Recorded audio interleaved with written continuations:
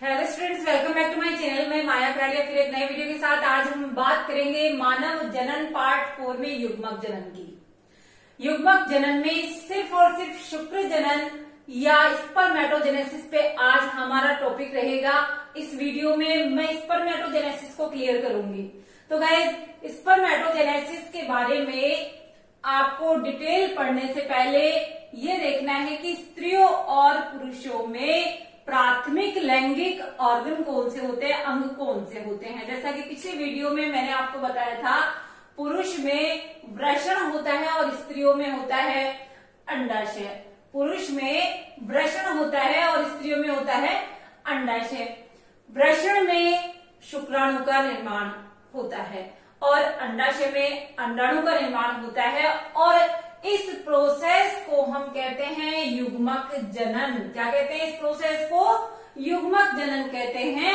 और ये वृषण में जो शुक्राणु बनता है ये नर युग्मक होता है और अंडाशय में जो अंडाणु बनता है ये मादा युग्मक होता है। गाइस, क्या होता है? ये मादा युग्मक होता है। इस तरह से गैमेटोजेनेसिस की प्रोसेस होती है जिसमें कि शुक्राणु और अंडाणु का निर्माण होता है। प्राथमिक लैंगिक अंग होते हैं स्त्री और पुरुष में। जो पुरुष में होता है वृषण और स्त्री में होता है अंडाशय। इनके अंदर नर और मादा युग्मक का निर्माण होता है और ये पूरी प्रोसेस जो है गैमेटोजेनेसिस या युग्मक जनन कहलाती है। अब बात करते हैं हम आज वृषण में स्पर्मेटोजेनेसिस की प्रोसेस कैसे संपन्न हो रही है। इस जो है आपके टॉपिक में मैं आपको शुक्र जनन की प्रक्रिया, स्पर्मेटोजेनेसिस की प्रक्रिया किस तरह से संपन्न होती है, कैसे नर युग्मक बनता है, ये मैं आज आपको समझाने वाली हूँ।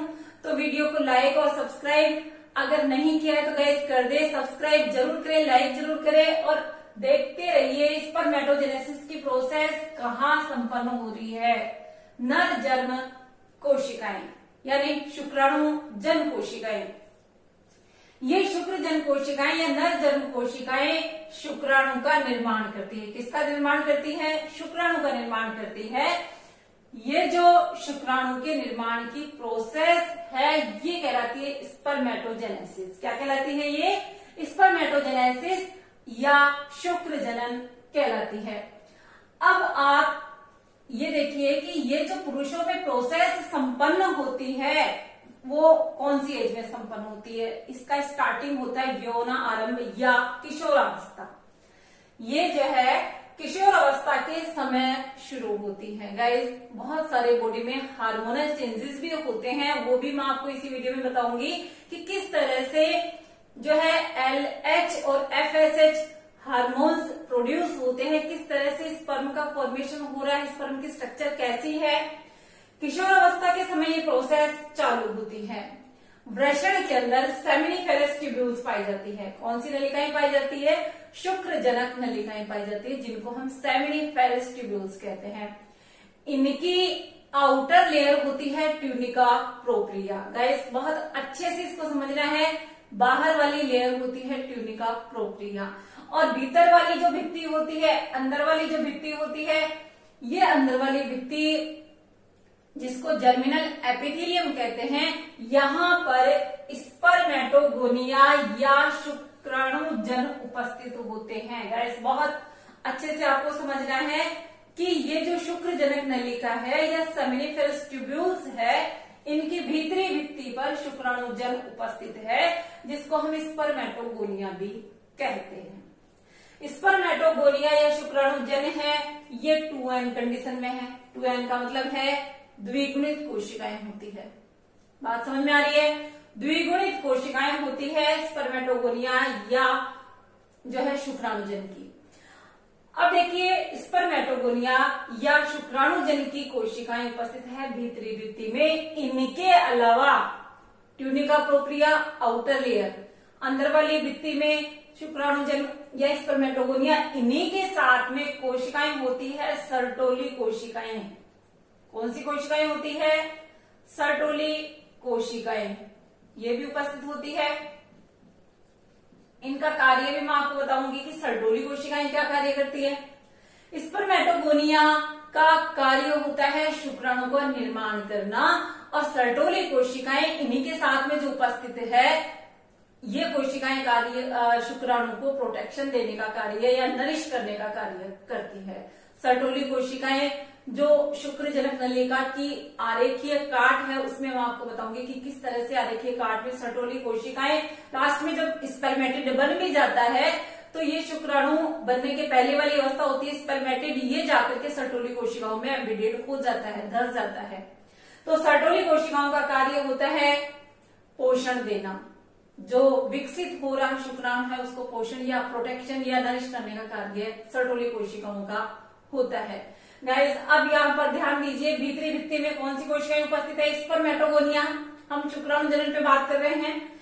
स्पर्मेटोगोनिया द्विगुणित अवस्था में, ये स्पर्मेटोगोनिया माइटोटिक डिवीजन के द्वारा यानी समसूत्री कोशिका विभाजन के द्वारा अपनी संख्या में वृद्धि करती है और क्या बनाती है? Primary spermatocyte. क्या बनाती है ये? Primary spermatocyte. अब प्राइमरी स्पर्मेटोसाइट जब बन चुके हैं तो इनमें रिडक्शन डिवीजन चालू होता है। यहां तक इनकी कोशिकाओं की संख्या जो है बढ़ गई और अवस्था कौन सी है? 2n, द्विगुणित अवस्था, 46 गुणसूत्र वाली अवस्था है। अब जैसे ही इनमें अर्धसूत्री विभाजन फर्स्ट शुरू होगा, इनसे बनेंगी द्वितीय स्पर्मेटोसाइट। क्या बनेगी? सेकेंडरी स्पर्मेटोसाइट या द्वितीय स्पर्मेटोसाइट जो है इनका निर्माण होगा, और इनके निर्माण के बाद इनमें होगा सेकंड अर्धसूत्री विभाजन। क्या होगा इनमें? सेकंड अर्धसूत्री विभाजन चालू होगा, जिससे 2 से 4 स्पर्मेटिड या शुक्राणु पूर्व का निर्माण होगा। ये कितने बनेंगे? 4 स्पर्मेटिड का निर्माण होगा। गाइस, यहाँ पर स्पर्मेटोजेनेसिस को हम 2 स्टेज पे समझ रहे हैं। ये जो ऊपर वाली कंप्लीट प्रोसेस है जिसमें प्राइमरी सब माइटोटिक डिवीजन हुआ, प्राइमरी स्पर्मेटोसाइट बनी, द्वितीय स्पर्मेटोसाइट बनी, इस पूरी प्रोसेस को हम कहते हैं स्पर्मेटोसाइटोजेनेसिस। इस प्रोसेस को हम कहते हैं स्पर्मेटोसाइटोजेनेसिस। और स्पर्मेटोसाइटोजेनेसिस के बाद जब स्पर्मेटिड बन चुका है, स्पर्मेटिड से आगे शुक्राणु का निर्माण होगा, और ये शुक्राणु का निर्माण कहलाएगा स्पर्मियोजेनेसिस। क्या कहलाएगा ये? स्पर्मियोजेनेसिस। स्पर्मेटोजेनेसिस की 2 स्टेजेस हुई यहाँ पे। स्पर्मेटोजेनेसिस की 2 स्टेज हुई। स्पर्मेटोसाइटोजेनेसिस, जिसमें स्पर्मेटिड तक का फॉर्मेशन हुआ।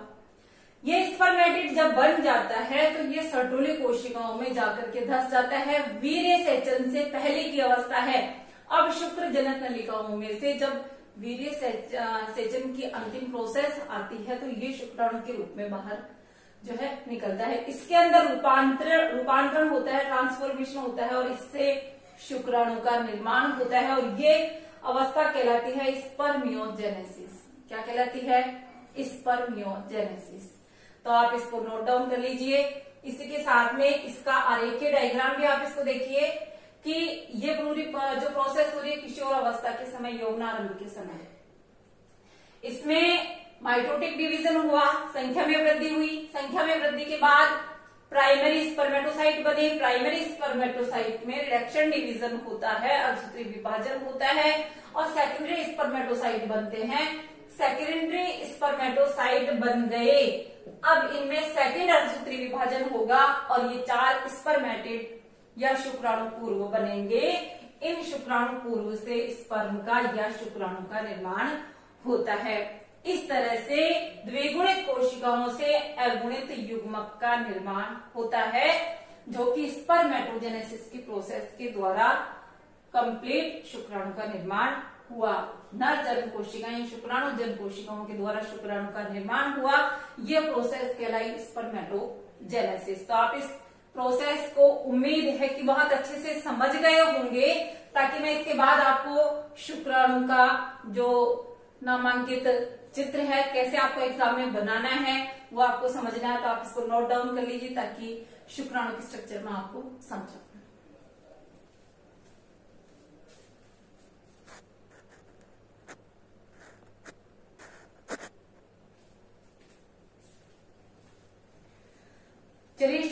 जनन को मैं बहुत अच्छी तरीके से वापस समझाती हूँ कि शुक्र जनन की प्रोसेस यौना आरंभ के समय शुरू हुई। यौना आरंभ के समय शुरू होती है और किस तरह से primary spermatocyte, secondary spermatocyte, spermatids का फॉर्मेशन हुआ, ये शुक्र जनक नलिका के इस आरेखीय काट में आप समझिए। यह है सेमिनिफेरस ट्यूब्यूल्स का इनर लेयर वाला भाग, आउटर लेयर में ट्यूनिका प्रोपिलिया। जैसा कि मैंने आपको बताया, इनर लेयर में कौन सी कोशिकाएं होती है, ये शुक्राणु जन कोशिकाएं, स्पर्मेटोगोनिया उपस्थित होती है। वापस से आप वही प्रोसेस समझ रहे हैं, इसलिए आप ध्यान से समझना। शुक्राणु जन कोशिकाएं अंदर वाली लेयर में, साथ में सर्टोली कोशिकाएं उपस्थित हैं। ये शुक्राणु जन कोशिकाएं उपस्थित है, इनमें जो है समसूत्री कोशिका विभाजन होगा और प्राथमिक शुक्राणु कोशिकाओं का निर्माण होगा, संख्या में वृद्धि होगी। अब जब संख्या में वृद्धि होगी तो इसके बाद प्राथमिक शुक्राणु कोशिकाएं बन चुकी है, इनमें समसूत्री कोशिका विभाजन के बाद अर्धसूत्री कोशिका विभाजन चालू होगा। यहाँ पर अर्धसूत्री कोशिका विभाजन होगा और द्वितीय शुक्राणु कोशिकाओं का निर्माण होगा। द्वितीय शुक्राणु कोशिकाएं इस तरह से आप देखिए, ये जो है यहाँ पर शुक्राणु जन ये उपस्थित है, ये इनर लेयर है, शुक्राणु जन स्पर्मेटोगोनिया उपस्थित है। ये प्राथमिक शुक्राणु कोशिकाएं बन चुकी है, इसके बाद इनमें रिडक्शन डिवीजन होता है और द्वितीय शुक्राणु कोशिका बन गई। जब द्वितीय शुक्राणु कोशिका बन जाती है तो इसके बाद सेकंड जो है मियोटिक डिवीजन या अर्धसूत्री कोशिका विभाजन होता है और ये स्पर्मेटिड या शुक्राणु पूर्व का निर्माण करते हैं। 4 यहाँ स्पर्मेटिड बनेंगे, इनमें स्पर्मियोजेनेसिस की प्रोसेस होगी और किसका निर्माण होगा, शुक्राणु का निर्माण होगा। वही प्रोसेस जो मैंने आपको बताई थी, वापस चित्र के माध्यम से मैंने आपको बताया। शुक्राणुजन, प्राथमिक शुक्राणु कोशिका, द्वितीय शुक्राणु कोशिका और स्पर्मेटिड या शुक्राणु पूर्व का निर्माण और इससे शुक्राणु का निर्माण। यह है सेमिनिफेरस ट्यूब्यूल्स या शुक्रजनक नलिका की आरेखीय काट। बात समझ में आ रही होगी। शुक्रजनक नलिका की इनर लेयर पर किस तरह से स्पर्म का फॉर्मेशन हुआ, ये स्पर्म यहाँ पर बन चुके हैं, जो कि बीच बीच में ये जो उपस्थित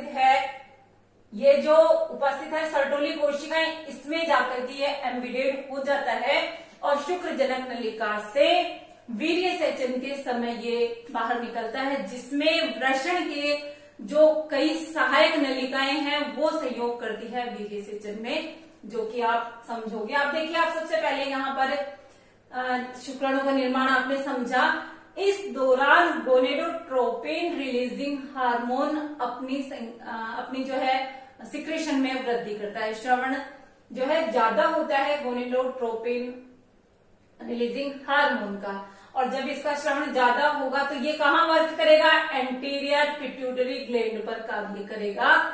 एंटीरियर पिट्यूटरी ग्लैंड पर कार्य करते हुए 2 प्रकार के यहाँ पर हार्मोन्स रिलीज करेगा, LH और FSH, luteinizing hormone, follicle stimulating hormone. Guys ध्यान देना, ये जो LH है ये लिविंग कोशिकाओं में एंड्रोजन के सिक्रेशन को बढ़ाता है।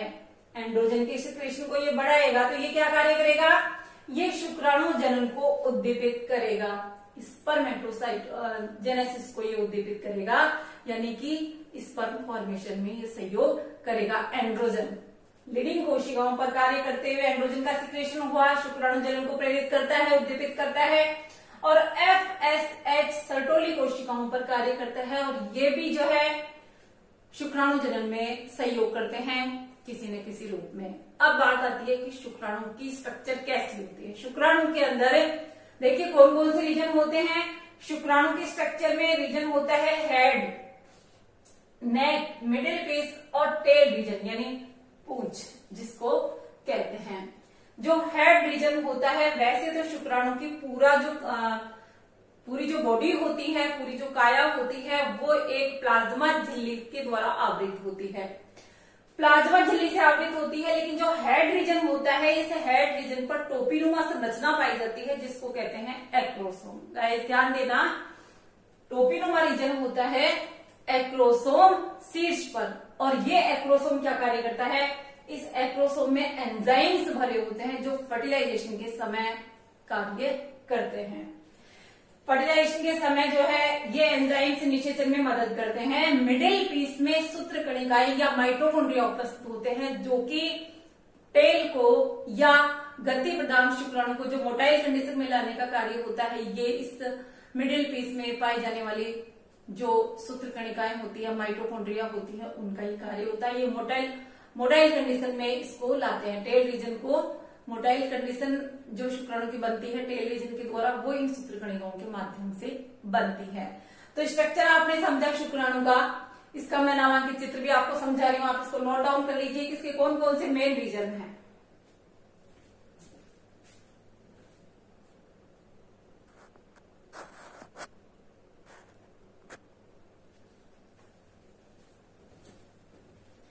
चलिए अब शुक्राणु की स्ट्रक्चर आप देखिए कि शुक्राणु के स्ट्रक्चर में ये जो 4 भाग हैं इसके वो किस तरह से होते हैं।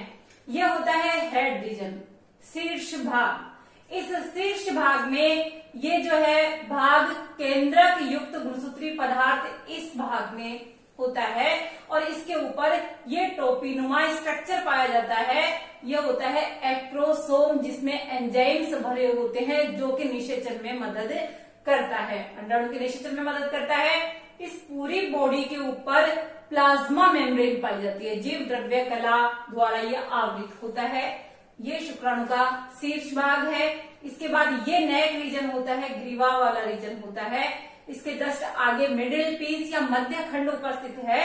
इस मध्य खंड में सूत्र कणिकाएं उपस्थित होती है। सूत्र कणिकाएं जो है ऊर्जा युक्त होती है क्योंकि इनमें माइटोकॉन्ड्रिया पाए जाते हैं। क्या पाए जाते हैं इसमें?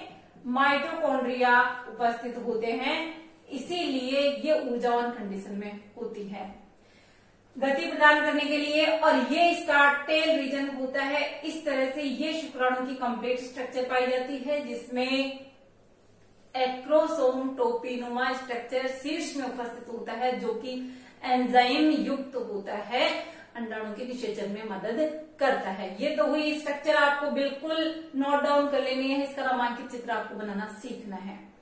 अब इसके बाद देखिए कि जब शुक्राणु जनक नलिका जो शुक्र जनक नलिका है उसमें शुक्राणु बन चुका है तो उसका रिलीजिंग कैसे होगा, ध्यान रखिएगा। इस शुक्र जनक नलिका के माध्यम से जब निकल करके शुक्राणु जाएगा, रिलीज होगा, तो जो वृषण में दूसरे जो अंग है जो सहायक अंगों के रूप में है, जैसे कि अधिवृषण है, शुक्रवाहक है, शुक्राशय है, पुरस्थ ग्रंथियां है, ये मैं आपको बता चुकी हूं। ये जो है इसके आगे जाने में मदद करते हैं, यानी गतिशीलता या परिपक्वता में इनका बहुत सहयोग होता है। शुक्र जनक नलिकाओं से मोचित होते ही सहायक नलिकाओं के द्वारा ट्रांसपोर्ट किए जाते हैं। वीर्य सेचन के माध्यम से शुक्र जनक नलिकाओं के अंदर से निकला शुक्राणु सहायक नलिकाओं के द्वारा ट्रांसपोर्ट किया जाएगा और शुक्राणु की गतिशीलता और परिपक्वता में अधिवृषण, शुक्रवाहक, शुक्राशय और जो ग्रंथियां हैं वो सहयोग करती है। इसके बाद अगर हम बात करें कि शुक्राणु के साथ शुक्राणु प्लाज्मा भी मिलता है तो इन दोनों के मिलने से गाइस वीर्य या सीमन का निर्माण होता है। शुक्राणु के साथ शुक्राणु प्लाज्मा मिलकर के सीमन या वीर्य का निर्माण करता है। ये जो सारे कार्य हो रहे हैं जो वृषण के अंदर, इनका सबको रेगुलेट करने का कार्य होता है एंड्रोजन का। एंड्रोजन